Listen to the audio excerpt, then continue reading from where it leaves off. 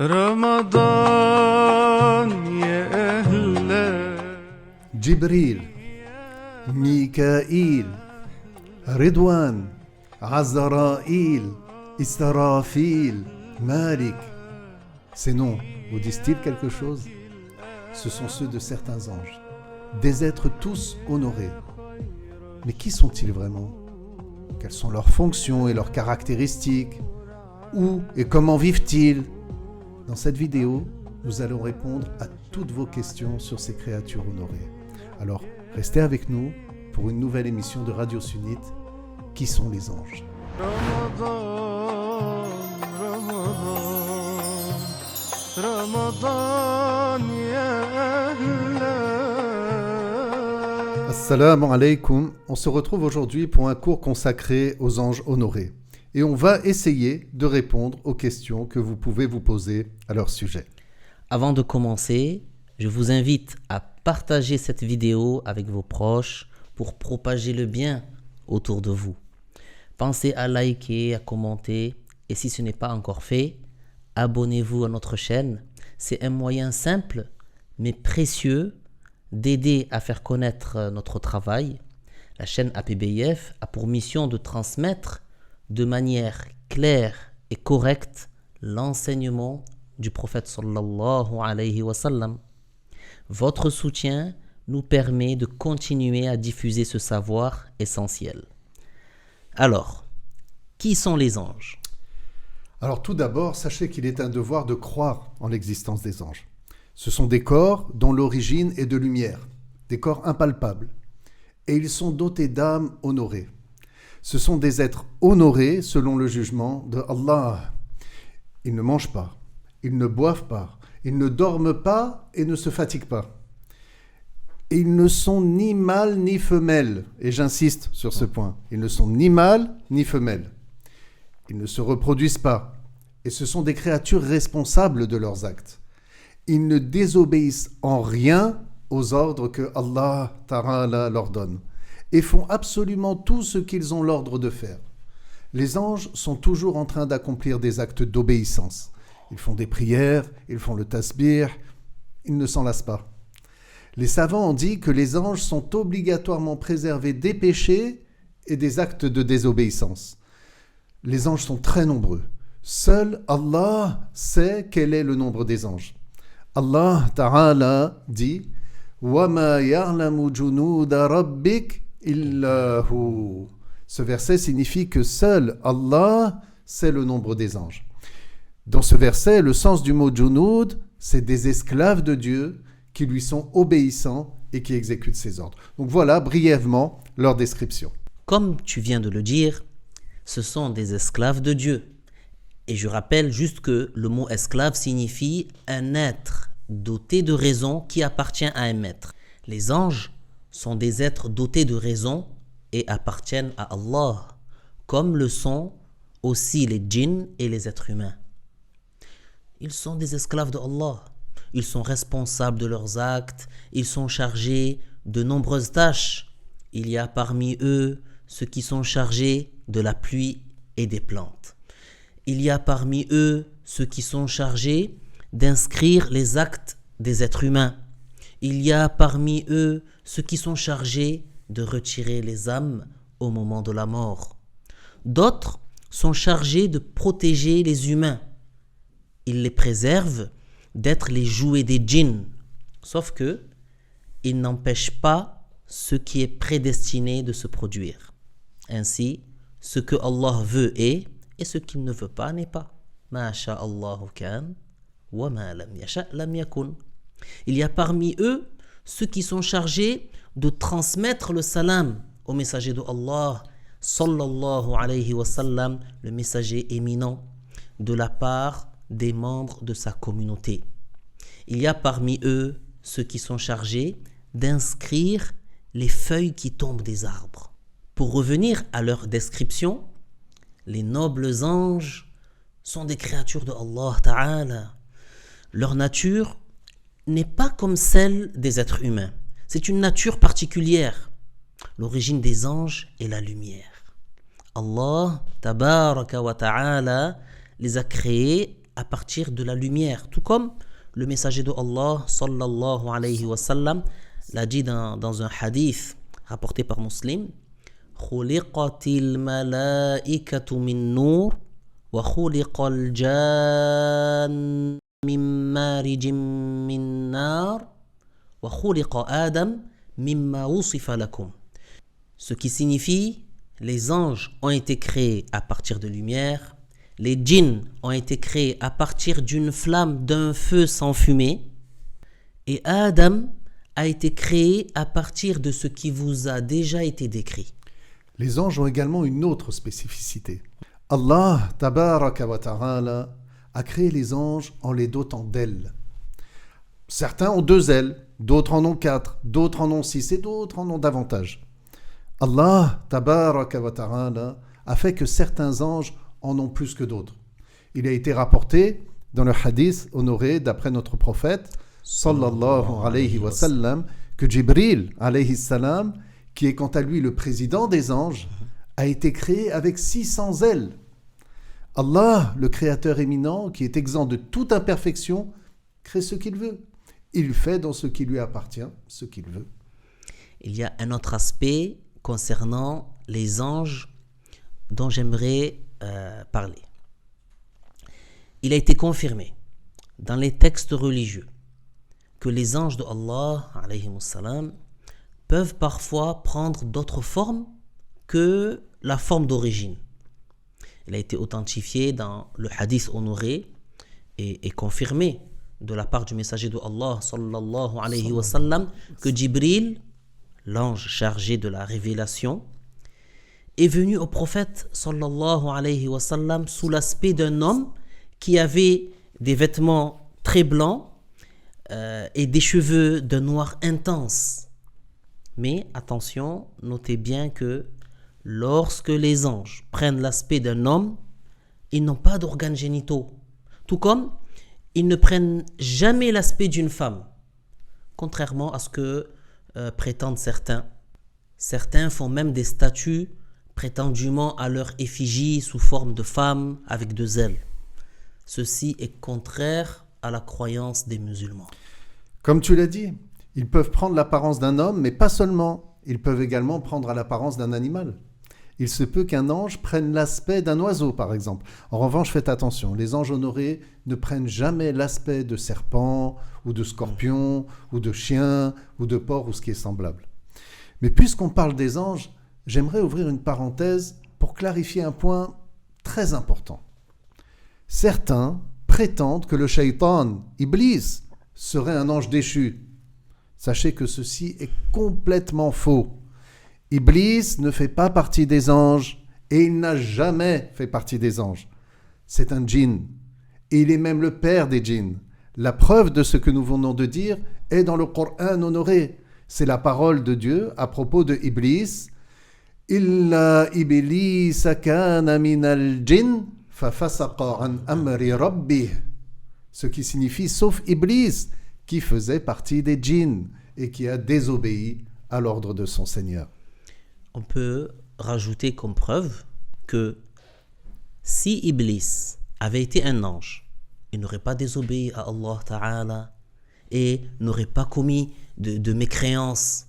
Car Allah Tabaraka wa Ta'ala dit dans le Coran à propos des anges, c'est dans la sourate Al-Anbiya, La yasbiqunahu bil qawl wa hum bi amrihi ya'malun. Ce verset signifie ils ne disent que ce que Allah leur ordonne de dire et ne font que ce que Allah leur ordonne. Et d'ailleurs, ce que disent certains à propos de Iblis, qu'il aurait été le joyau des anges, c'est-à-dire leur président, cela n'a aucun fondement et c'est totalement faux. Cela contredit précisément le sens des versets que tu viens de citer et la description confirmée et authentifiée des anges dans la loi de l'islam. Donc, on referme cette parenthèse qui a permis de bien expliquer qui est Iblis. Revenons aux anges. Comme on l'a dit, ils ne désobéissent jamais à Dieu et font tout ce que Allah leur ordonne. En fait, les anges honorés sont des saints et sont tous agréés par Dieu. Comme on l'a déjà dit un peu plus tôt, ce sont des esclaves honorés. Il n'est donc pas permis de les insulter ni de les rabaisser. Les savants ont dit que celui qui insulte un seul ange sort de l'islam. Que Allah nous en préserve. Amin. Allah Ta'ala a comparé celui qui prend les anges pour ennemis à quelqu'un qui le prend lui pour ennemi. Et Allah Subhanahu a indiqué que ceux qui considèrent les anges comme ennemis sont des mécréants. Comment oser les insulter alors qu'ils ont un rang élevé? Il faut savoir que Allah Tabaraka wa Ta'ala a accordé des mérites à certaines créatures les unes par rapport aux autres. Il a fait que les prophètes, alayhimus salam, soient les meilleurs de sa création. Allah Ta'ala dit وَكُلًّا فَضَّلْنَا عَلَى الْعَالَمِينَ. Cette ayah signifie et nous les avons certes élevés par rapport au reste de la création. Qui vient après les prophètes? Eh bien, ce sont les anges de haut degré. Après les prophètes viennent en mérite les anges de haut degré. Allah Ta'ala dit Allahu yastafi minal malaikati rusulan wa minan nas.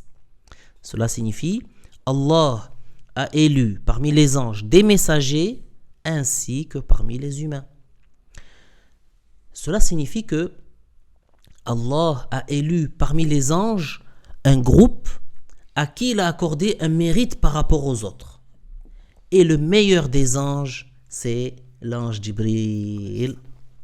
L'ange Jibril, alayhi salam. Après Jibril, dans le mérite, vient l'ange Mikaïl.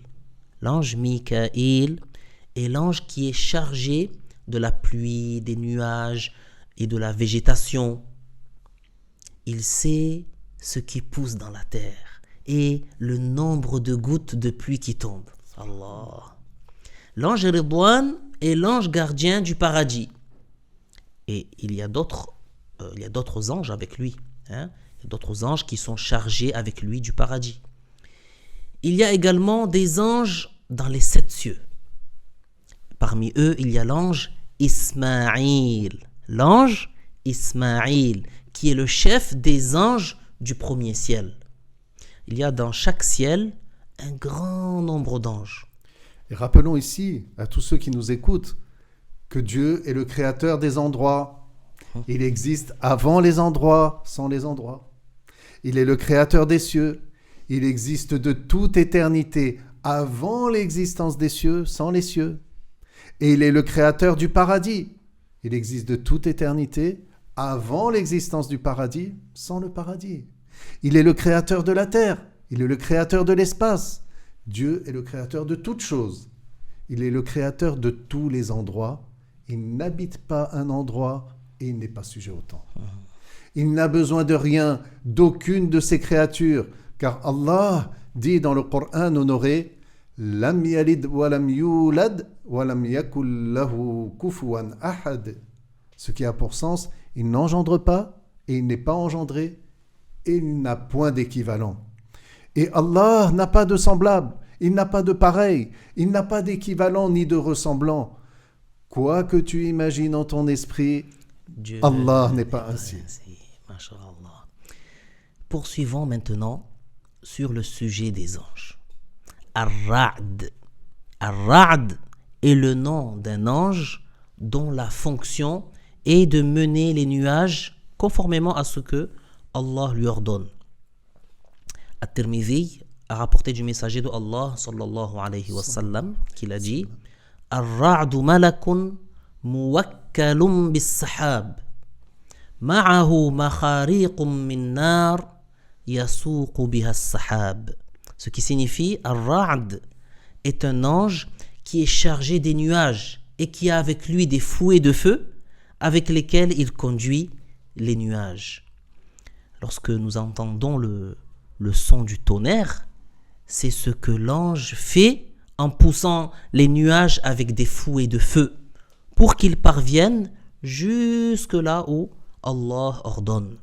Parmi les anges, il y a également ceux qui écrivent les bonnes et les mauvaises actions. Ce sont Raqib et Atid. Ainsi, Raqib est chargé d'inscrire les bonnes actions et l'ange Atid, quant à lui, inscrit les mauvaises actions. Parmi les anges, il y a aussi ceux qui sont chargés de parcourir la terre pour rechercher les assemblées de sciences. Il existe aussi parmi les anges ceux qui sont appelés les anges de la miséricorde, Malaikatur Rahma. Et ils sont de différentes catégories.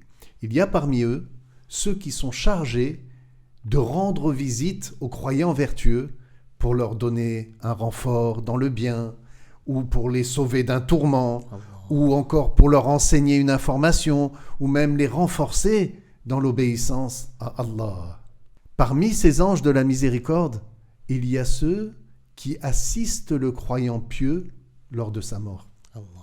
C'est-à-dire que lors de son agonie, et avant que ne vienne l'ange Azraïl pour prendre son âme, ils viennent à lui. Ces anges apparaissent à ce croyant vertueux, pieux, sous de belles apparences. Leurs visages sont rayonnants. Alors ce croyant est heureux de les voir, et cela lui provoque une grande joie, quelles que soient les difficultés qu'il ressent du fait des douleurs de la mort. Allah.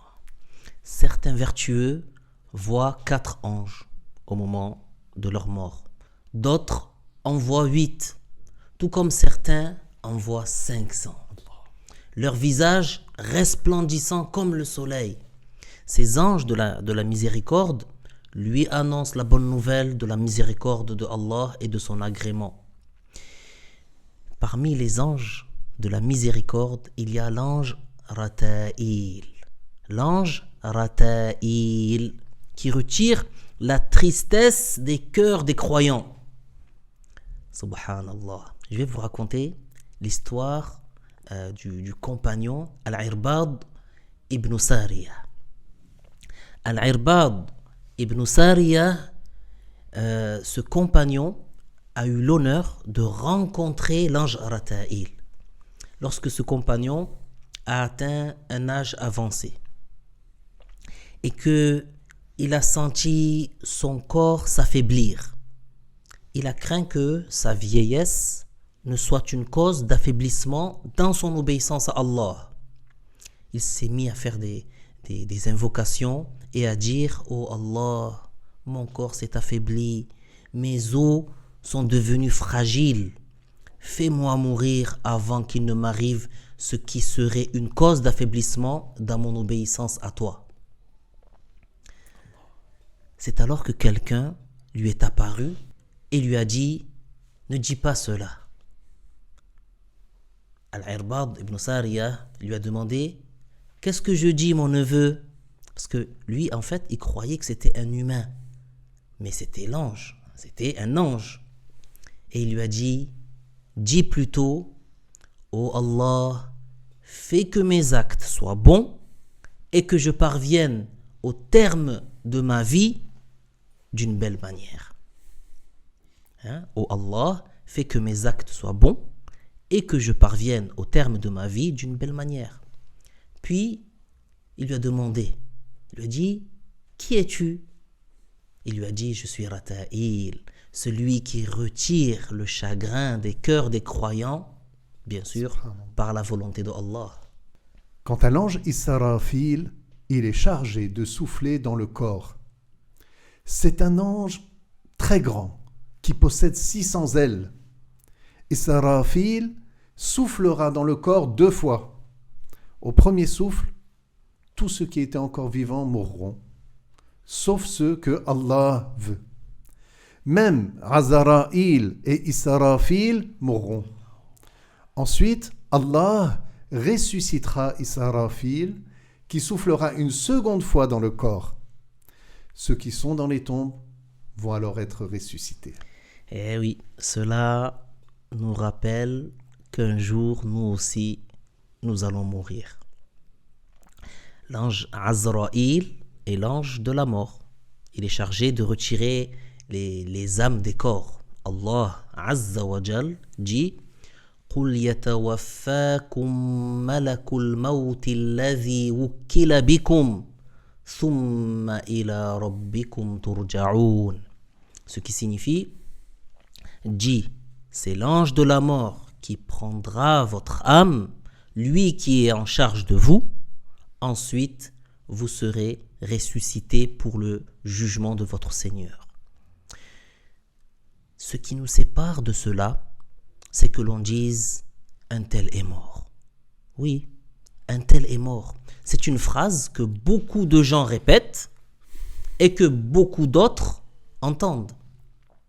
Mais la question qui se pose à celui qui l'entend, a-t-il réfléchi et a-t-il tiré une leçon afin de demander des comptes, à son âme, afin de combler ses défaillances, afin de se poser la question sur ce qu'il a préparé si un jour on devait dire de lui un tel est mort. Le prophète sallallahu alayhi wa sallam a dit يتبع الميت ثلاثة فيرجع اثنان ويبقى معه واحد يتبعه أهله وماله وعمله فيرجع أهله وماله ويبقى عمله. Ce hadith signifie 3 choses accompagnent le mort jusqu'à sa tombe. 2 s'en retourneront et une seule restera avec lui. L'accompagneront sa famille, ses biens et ses œuvres. Sa famille et ses biens s'en retourneront et ses œuvres resteront. Alors, œuvrons pour notre au-delà, profitons de ce mois béni pour multiplier les bonnes actions. Barakallahu fikum. Donc nous avons pu évoquer plusieurs points importants concernant les anges. Bien sûr, vous pouvez réécouter cette émission sur la chaîne YouTube de la PBIF et vous découvrirez dès demain de nouvelles émissions avec des sujets profitables. تقبل الله طاعاتكم والسلام عليكم ورحمة الله تعالى وبركاته. رمضان رمضان رمضان